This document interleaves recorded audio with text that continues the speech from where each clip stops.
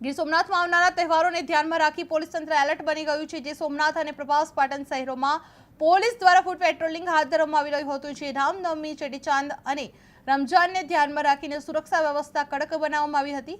Prabhas Patan પીએચઆઈ R ગોસ્વામીના નેતૃત્વમાં police, GRD, મહિલા police તથા સર્વેલન્સ સ્ટાફે શહેરના મુખ્ય બજારો અને રાજમાર્ગો પર સઘન પેટ્રોલિંગ હાથ ધરવામાં આવ્યું હતું। જ્યાં તહેવારો દરમિયાન કાયદો અને વ્યવસ્થા જળવાઈ રહે તે માટે ભીડભાડા વિસ્તારમાં ખાસ દેખરેખ રાખવામાં આવી રહી હતી। જે સોમનાથમાં તહેવારો પૂર્વ પોલીસ એલર્ટ મોડમાં જોવા મળી હતી। જે પ્રભાસ પાટણમાં ફૂટ પેટ્રોલિંગ હાથ ધરવામાં આવ્યું હતું।